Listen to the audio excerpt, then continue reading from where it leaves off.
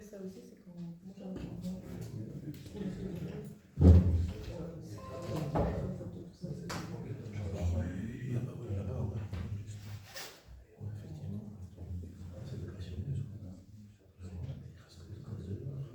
Voilà, bonsoir à toutes et tous. Je déclare ouverte la séance du Conseil communal du lundi 27 octobre 2025. Je pense qu'il y a des excusés. Donc le groupe MAVC souhaite excuser Céline Motte et Denis Gondry. Et puis l'alternative souhaite excuser Cédric Leclerc et Serge François. D'accord.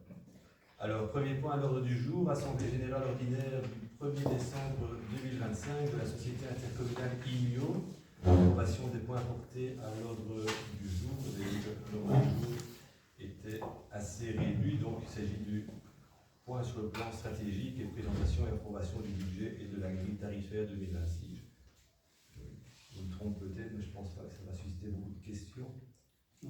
On avait juste une question, on voulait savoir si on était assuré via ça contre le hacking informatique en fait. Si c'était un package ou si c'était repris. Assuré contre Le hacking informatique, on a eu certainement pas. C'est une assurance que plusieurs fournisseurs proposent, notamment ETIAS, avec beaucoup de conditions. Il faut que le système ait été audité au préalable et qu'il réponde déjà à un certain niveau. Et la pertinence d'une telle assurance est vraiment discutable. Ok, merci. Même pour une grosse, en réalité. Donc, tout le monde est pour ? Merci. Deuxième point, modification du cadre statutaire et contractuel, introduction du niveau B pour le personnel administratif et ajout d'un poste d'ouvrier qualifié du niveau D pour le personnel ouvrier. Donc, premièrement, il s'agit d'introduire l'échelle B pour le personnel administratif. Elle correspond au niveau bachelier. L'objectif est d'être davantage attractif et de permettre à des personnes détentrices d'un baccalauréat d'être engagées et donc rémunérées à une échelle correspondante au diplôme. Un autre objectif, c'est de permettre au personnel actuellement en place, s'il satisfait à certaines conditions, d'accéder à cette échelle de niveau B. L'accès aux conditions, c'est qu'on a par exemple du personnel qui a été engagé au niveau D, mais qui sont détenteurs ou détentrices d'un bachelier ou qui ont suivi des cours de sciences administratives. Donc voilà, c'est pour permettre ça. Et deuxièmement, en ce qui concerne le personnel ouvrier, le cadre actuel est complet pour le niveau D. Cependant, dans les faits, tous les agents qui occupent ces emplois ne prestent pas. En effet, l'un d'entre eux est absent depuis une longue période pour des raisons médicales et il ne peut être ni pensionné ni remplacé. C'est la raison pour laquelle le collège vous propose l'ajout d'un poste d'ouvrier qualifié du niveau D. Donc, ces propositions ont été soumises en réunion de concertation avec le CPS et en réunion de négociation avec les syndicats qui ont émis un avis positif. Tout le monde est pour ? Troisième point, donc c'est le statut pécuniaire du personnel statutaire voté par le Conseil communal du 16/9/2002 et modifié pour la dernière fois le 28/4/2005. Modification du tableau d'intégration et du barème des traitements personnel administratif niveau B approbation. C'est tout simplement la résultante du point précédent en ce qui concerne le personnel administratif.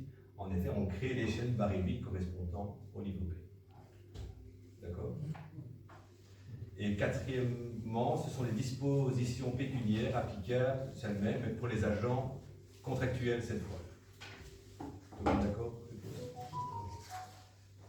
Alors, cinquième point, marché de travaux ayant pour objet la réfection de la toiture de l'école et de l'administration communale de Serfontaine. Procédure négociée directe avec publication préalable, approbation des conditions et du mode de passation. Le cahier spécial des charges a été établi par le bureau d'études YTEC, auquel la commune de Serfontaine est affiliée. Le montant estimé des travaux est estimé donc à 328 185,49 € TVA comprise, ou 362 815,69 € TVA comprise en fonction de l'option retenue. L'option, c'est l'isolation en panneau de laine de roche de 22 cm. C'est ce qui fait la différence. Il est proposé de passer le marché par procédure négociée directe avec publication préalable et les crédits sont prévus au service extraordinaire du budget 2025 de la commune de Serpontaine. C'est cher, mais il faut y passer. Pas de questions? Oui. Petite remarque, nous on regrette un petit peu qu'on n'ait pas fait le choix des ardoises, même si on sait que c'est un coût énorme, mais bon, c'est un très beau bâtiment, ça aurait été. Voilà. Oui. Puis sur le long terme, l'ardoise est quand même est plus durable que les tuiles en fibre ciment. Voilà, c'était juste une remarque au niveau esthétique pour un bâtiment historique comme ça. Et durable aussi. Ok, on va passer au vote. Donc, qui est pour? Tout le monde. Sixièmement, gestion des déchets, taux de couverture du coût vérité budget 2026. Le coût vérité doit se situer entre 95 et 110%. En fait, c'est quoi le coût vérité? La gestion des déchets génère des coûts, mais également des recettes. Les recettes, c'est quoi? Ben, c'est ce qu'on envoie comme facture aux concitoyens. Il faut qu'il y ait un certain ratio entre ce que les déchets coûtent et ce qu'ils rapportent. Et ce ratio, il doit être compris entre 95 et 110%. Pour notre commune, il est estimé à 99%. Ça veut dire que tous les coûts, ou presque à 1% près, sont comblés par des recettes. Et étant donné qu'on est dans la fourchette, ben, on propose d'arrêter ce taux de couverture, ce qui, vous verrez par la suite, nous permet de ne pas augmenter la taxation. Tout simplement. Pas de questions? Qui est pour? Alors, les 16 points suivants concernent des taxes et redevances qui seront d'application en général entre 2026 et 2031, oui, je dis pas de bêtises, sauf pour l'une d'entre elles qui concerne une taxe de remboursement qui, elle, couvrira une période de 15 ans.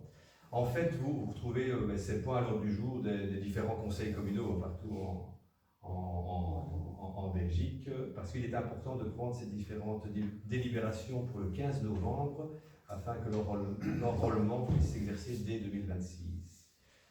Comme vous avez pu le constater, on le précisera à la lecture des dossiers, vous avez reçu donc tous les projets.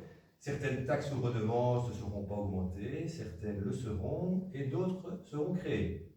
Donc on va chaque fois en expliquer la raison.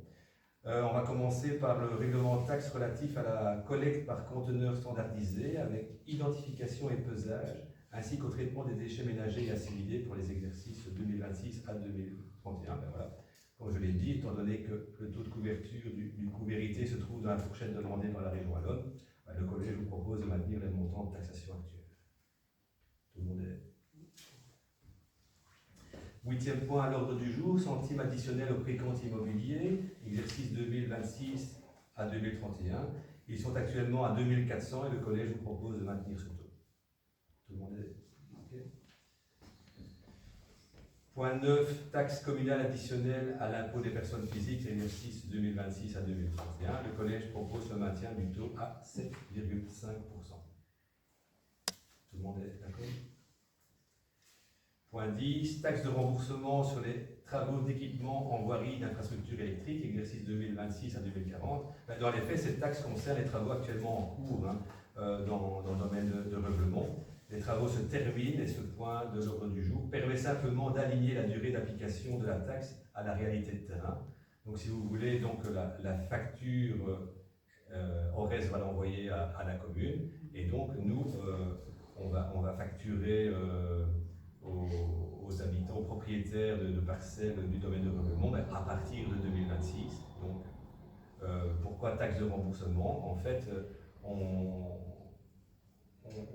on va faire un crédit de 15 ans et donc ce sera remboursé en 15 ans. La charge d'emprunt sera remboursée en 15 ans par les propriétaires.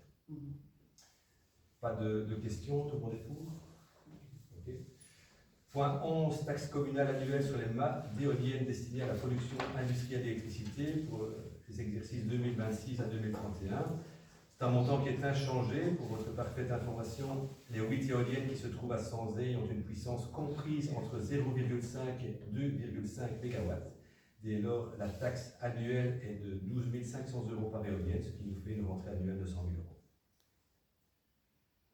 Tout le monde est pour? 12e point, taxe communale indirecte sur la distribution gratuite à domicile d'écrits ou d'échantillons non adressés, qu'ils soient publicitaires ou émanant de la presse régionale gratuite, exercice 2026 à 2031. Les montants actuels sont légèrement augmentés sur recommandation de la circulaire de la région wallonne. À part ça, le règlement est le même. Tout le monde d'accord? 13e, taxe communale sur la délivrance de documents administratifs, exercice 2026 à 2031. On n'envisage aucun changement. Ça signifie notamment que on n'appliquera aucune taxe sur les cartes d'identité et que les cartes d'identité pour les enfants de moins de 12 ans continueront à être gratuites. À mon avis, on va être la seule commune en Belgique à le faire. 14e point, taxe communale annuelle sur les terrains de camping caravanique, exercice 2026 à 2031. Propose qu'il n'y ait aucun changement à ce niveau-là.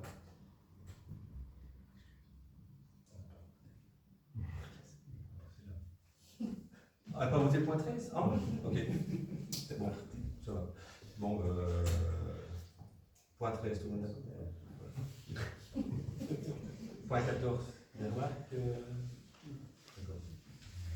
Point 15, taxe communale annuelle sur la seconde résidence, exercice 2026 à 2031. Bien évidemment, les résidents non permanents sont les bienvenus à Serfontaine. Et même s'ils ne vivent pas toute l'année chez nous, mais ils utilisent des infrastructures locales, que ce soit des voiries, des services publics, distribution d'eau, assainissement, etc. Ils génèrent donc des coûts sans apporter de recettes liées à l'IPP, étant donné qu'en règle générale, ils ne sont pas domiciliés dans la commune. Et le collège propose d'augmenter la taxe sur les secondes résidences, de la porter à 700 € contre 500 € à l'heure actuelle. Est-ce que vous avez des questions? Tout le monde est pour? Point 16, taxe sur les immeubles bâtis, inoccupés et ou délabrés, exercice 2026 à 2031. Voilà, s'il s'agit d'une nouvelle taxe pour Serfontaine, cette taxe existe dans la plupart des communes. L'objectif est clair, c'est de faire la chasse au taudis ou autres chancres, ainsi qu'aux bâtiments laissés à l'abandon. Je ne sais pas si vous avez des questions. Des petites remarques. Nous, on est assez contents parce que cette mesure était dans notre programme. Voilà, après, on ne veut pas que ce soit une taxe pour taxer. On voudrait vraiment que derrière ça, il y ait une sensibilisation des propriétaires, peut-être avec le CPS, pour créer des logements sociaux. Il n'y en a pas énormément dans la commune. En tout cas, essayer de promouvoir le réaménagement de ces immeubles laissés à l'abandon pour créer un tissu économique plus favorable, plus d'élèves dans les écoles, voilà, tout ce qu'on avait suggéré. Donc on est vraiment content de l'avoir inscrite ici au programme. Et on voulait savoir s'il y avait, comment ça allait se produire, est-ce que vous allez cadastrer les biens, est-ce qu'il y aura un suivi derrière des travaux, etc. Vous savez, premièrement, il y a un relevé à faire. Oui, Quand le relevé sera fait, on va écrire à tous les propriétaires, parce qu'on va leur donner un délai. On ne va pas les taxer du jour au lendemain, on va leur donner un délai en disant, ben voilà, vous avez un logement, comme ça, un bâtiment qui est abandonné, qu'est-ce que vous comptez faire avec? Si vous comptez laisser en l'état, vous serez taxé. Maintenant, si vous introduisez un permis d'urbanisme pour leur taper, ben tant mieux. Voilà, mais si au bout du délai, il n'y a rien qui bouge, là, il y aura taxation, et ça va vite s'élever, parce que la première année, on parle de 50 € du mètre, fois le nombre de niveaux. On ne tient pas compte du sous-sol et des greniers. Deuxième année, on est à 100 €. Et puis à partir de la troisième année, on est à 200 €. Ça peut chiffrer très vite. Quoi. Voilà. C'est un bon instant. Donc on rendra quantité plus belle. Ouais, c'est le but. Tout à fait. Maintenant, sur la finalité, ce qu'ils feront de leur bâtiment, ce sera à eux d'en décider. Voilà, on s'était dit que ça peut être un petit projet à développer peut-être avec le CPS. Dire voilà, ça pourrait être intéressant. Oui, j'entends. Mais vraiment, le propriétaire sera pas d'avenir, ça c'est sûr. C'est ça. Voilà. Oui. Mais il pourra toujours donner le logement retapé au CPS. S'il n'y a pas de remarques, on peut passer au vote. Qui est pour? Tout le monde. Taxe communale annuelle de séjour, exercice 2026 à 2031. Mais je pense qu'à l'heure actuelle, on est probablement la seule commune reconnue comme centre touristique à ne pas demander de taxe de séjour. On investit dans le tourisme, et le tourisme, je pense que il faut continuer à investir, mais le tourisme, ça ne doit pas être seulement un centre de coûts, mais ça peut aussi être un centre de recettes. Et ça doit générer des recettes, que ce soit pour le secteur HoReCa, mais également pour l'hébergement. Et c'est la raison pour laquelle on envisage de taxer les gîtes touristiques, mais en faisant bien une distinction entre les gîtes touristiques qui sont certifiés par Wallonie Tourisme, donc c'est la nouvelle appellation de feu Commissariat Général au Tourisme, ça a changé de nom depuis le 1er juillet de cette année, et de bien dissocier ceux qui sont certifiés par Wallonie Tourisme de ceux qui ne le sont pas. Et notamment, on pense à ce qu'on appelle les Airbnb, finalement, qui échappent à toute législation, qui échappent aussi à toute contrainte au niveau sécurité, parce qu'un gîte reconnu, d'office, pour avoir cette reconnaissance, il faut qu'il y ait le passage du préventionniste de la zone de secours, donc il faut que le locataire ponctuel se sente en sécurité. Maintenant, je ne dis pas que les Airbnb ne font pas attention à la sécurité des gens, mais on ne sait pas ce qui se passe. On ne sait pas ce qui est mis en location, et c'est ça que vous voyez, deux taux différents entre ce qui est certifié par Wallonie Tourisme et ce qui ne l'est pas. C'est pour inciter d'abord aux propriétaires à se faire certifier et d'avoir une reconnaissance officielle. Je veux dire que ça, c'est fort important. Donc la taxe, on envisage une taxe forfaitaire annuelle de 50 € par couchage pour les gîtes certifiés par Wallonie Tourisme, tandis que ceux qui ne sont pas certifiés, qui continuent au Vin de Palais, ce serait 180 € par couchage. On ne fait pas la chasse au Airbnb, mais on incite les gens à se faire reconnaître, c'est fort important. Je ne sais pas si vous avez des questions ou remarques à ce niveau-là. Une petite remarque, on était content aussi que voilà, vous suiviez l'avis du directeur général dans le sens où on taxe les lits plutôt que le bien, puisque voilà, Oui. quelqu'un qui loue une chambre et quelqu'un qui loue un grand gîte à 10-20 personnes, c'est vraiment différent. Donc on est assez content de la tenue que ça. Voilà. Donc qui est pour? Point 18, taxe communale sur les dispersions de centres et mises en columbarium dans les cimetières communaux pour les exercices 2026 à 2031. La taxe est fixée à 75 € pour les personnes domiciliées dans l'entité au moment du décès ou qui y étaient domiciliées avant d'intégrer une maison de repos ou assimilée. Donc que ces personnes-là, à un moment donné, à la fin de leur vie, alors qu'elles ont passé toute leur vie dans l'entité, soient pénalisées parce qu'elles doivent résider à l'extérieur de la commune. Et donc pour toutes les autres personnes, la taxe est de 300 €. Il faut préciser également qu'on ne taxe pas pour la dispersion de cendres et mise en columbarium qui concerne les enfants de moins de 18 ans, ni pour les personnes reconnues indigentes. Vous avez des questions ou remarques? Petite remarque, voilà, on pensait que ce serait pas mal que ça soit amené tous les ans au moment de la Toussaint dans le bulletin communal pour un petit rappel pour les gens, parce que c'est vrai qu'on ne pense pas toujours à ça, en tout cas quand on est plus jeune. Et alors, voir un petit peu où ça en était avec la recyclerie végétale. On avait discuté, comme c'est la période de la Toussaint, je me dis que le point est peut-être abordé maintenant, ou tu préfères peut-être que je le fasse à la fin. Oui, mais ta première question, je ne vois pas le lien. Dans le sens où rappeler le prix des concessions, etc. dans le bulletin communal pour que les gens soient informés un petit peu des démarches à suivre, pour un petit rappel. Voilà, mais on n'est pas au point des concessions? Non, pour le. Pardon, on est au point 18, oui. Oui, mais c'est les dispersions. Oui, les dispersions, c'était un peu les deux, faire un petit rappel de tout ce qui concernait malheureusement la fin de vie, faire un petit rappel général, dans le bulletin communal, c'est plus voilà, c'était plus voilà, informatif qu'autre chose. Voilà. On l'a voté ici? Non. Ah. Voilà. Point 19, redevance relative à l'octroi de concessions de sépulture, à leur renouvellement et aux travaux réalisés dans les cimetières pour les exercices 2026 à 2031. Les montants ont été revus à la hausse. Il existe toujours un tarif préférentiel pour les personnes domiciliées dans la commune. On tient compte également de la législation wallonne pour adapter certaines dispositions, notamment en matière du taux d'occupation des caveaux, où c'est assez réglementé. Je ne vais pas passer en revue tous les points, il y a pas mal de points concernant cette redevance. Maintenant, si vous avez des questions, n'hésitez pas à les poser. Parce qu'il faut envisager vraiment beaucoup de cas, le nombre de niveaux, en fonction du niveau, c'est de placer le cercueil le plus bas possible, puis on peut on peut l'accompagner d'urnes et tout ça, donc c'est un véritable casse-tête.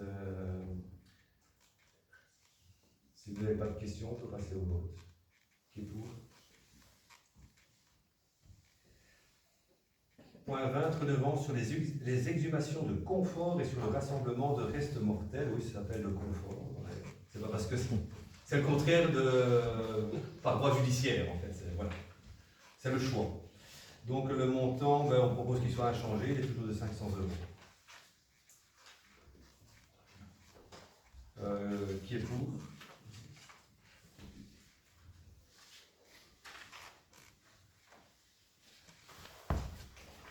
Point 21, redevance sur les conteneurs de déchets ménagers à charge de chaque propriétaire d'immeuble. Donc on propose quelques adaptations légèrement à la hausse, tout simplement pour amortir l'augmentation des coûts des conteneurs à charge de la commune. Pour équilibrer les recettes dépenses, tout simplement. Pas de remarques, tout le monde est pour? Point 22, redevance sur l'utilisation de la main-d'œuvre communale et du matériel de signalisation. Bien entendu, il ne s'agit nullement de faire payer la vie associative locale ou les personnes domiciliées dans l'entité de Serfontaine. Mais notre service technique est souvent sollicité par des demandes qui viennent d'organisations privées, notamment dont le siège social n'est pas établi dans la commune. Et donc pour ces organisations, il semble assez normal que le temps mobilisé pour le personnel et le matériel mis à disposition soit facturé. Voilà, tout simplement. Pas de remarques? Tout le monde est pour? Oui. Alors, donc, on propose, donc vous avez reçu par mail l'ajout d'un point supplémentaire et de le proposer en urgence. Pourquoi en urgence? Tout simplement parce qu'il a été finalisé fin de la semaine dernière. En effet, depuis le 16 octobre, la commune de Serfontaine bénéficie des services d'un nouveau receveur régional. Donc, on est une petite commune, on n'a pas de directeur financier, on a un receveur régional qui a prêté serment devant le gouverneur de la province. Donc, il a pris ses fonctions le 16 octobre. Mais donc, sa mission, ça a été d'une part, comme baptême du feu, de voir la légalité de toutes nos propositions de règlement, taxes et autres redevances, et d'autre part, de voir si la modification budgétaire numéro 2 qui allait être soumise au conseil communal tenait la route. C'est pour ça qu'on n'a pas su mettre à l'ordre du jour la modification budgétaire, mais qu'on la propose quand même aujourd'hui parce qu'elle a pu être vérifiée par le nouveau receveur, tout simplement.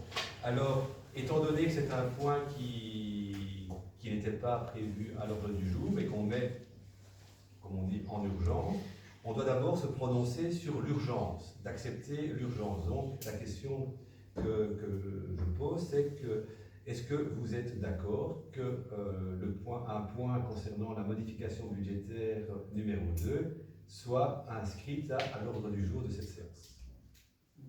Tout le monde est d'accord? Ok.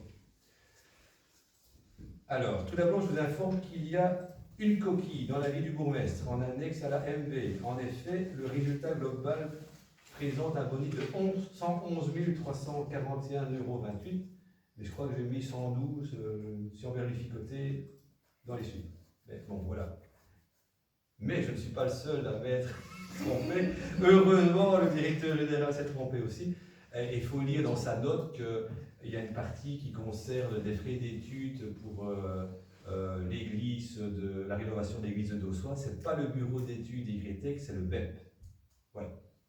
À part ça, s'il y a des erreurs, on les a pas vues. Ouais, vous avez peut-être. Donc, Au service ordinaire, concernant cette modification budgétaire, on adapte tantôt à la hausse, tantôt à la baisse certains crédits budgétaires afin d'affiner les dépenses prévues jusqu'à la fin de l'année. On tient compte également de données reçues des autorités fédérales et régionales qui nous permettent de réestimer certaines recettes de manière plus précise. Au service extraordinaire, donc au niveau des investissements, on retire les dépenses qui étaient prévues pour aménager l'atelier communal actuel. Un peu logique, on prévoyait de clôturer l'atelier communal à Serfontaine, également d'installer un pont mécanique. À partir du moment qu'on achète à Sanzay, au fait, voilà, les actes sont en train d'être finalisés chez les notaires et sera probablement à l'ordre du jour de la prochaine séance du conseil communal. Au niveau extraordinaire, on prévoit également dans la modification budgétaire proposée aujourd'hui les frais d'études en vue de la réfection de 2 voiries. Donc il s'agit d'une part de la route de liaison entre Soumois et Palampris et d'autre part la route qui relie Soumois et Dossois. Donc si vous vous souvenez bien, c'était prévu au budget 2025, on les avait retirés, on avait indiqué qu'on les retirait provisoirement, comme ça on ne désorganisait pas tout le budget, mais il y a eu l'opportunité d'acquisition à Sanzay. Et donc ici on prévoit bien de mettre les frais d'études dès cette année-ci et de réinscrire l'année prochaine ces 2 voiries au budget 2026 de la commune. Et donc ça j'ai déjà souligné il y a quelques minutes, on prévoit également la rénovation future de l'église classée de Dossois, et donc on prévoit déjà des crédits pour payer le bureau d'études du BEP. En fait, on cherche le BEP, pourquoi? Dans une mission préalable et mission d'accompagnement, parce que c'est un secteur tout à fait spécifique. C'est une église, c'est l'église classée. Donc le BEP, il va analyser les travaux qu'il y a à faire et ensuite il va se charger de contacter des bureaux d'études spécialisés dans cette manière. Donc c'est une première étape. Puis il y aura une deuxième étape, choix du bureau d'études. Il y aura aussi des contacts avec l'agence wallonne du patrimoine et ce genre d'organisme, étant donné que c'est classé. Donc ce n'est pas un dossier qui va se réaliser du jour au lendemain. Il faut oublier 2026 d'ailleurs, mais il faut prendre les devants et commencer. Enfin, au niveau extraordinaire aussi, vous pouvez constater l'augmentation des crédits de l'ordre de 40 000 € pour l'acquisition de véhicules. En fait, on souhaite acquérir un type de véhicule un peu spécial pour le service technique communal, une sorte de crawler, qu'on appelle ça. En fait, c'est un véhicule motorisé sur chenille qui est radiocommandé. Ça va permettre d'entretenir et de réhabiliter certains sentiers forestiers.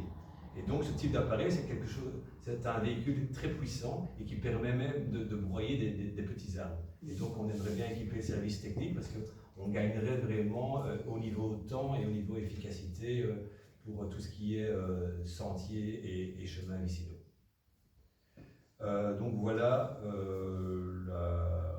les points essentiels de cette modification budgétaire. Je ne sais pas si vous avez des questions. Tout le monde est pour? Voilà. Donc l'ordre du jour de la séance publique du conseil communal est épuisé.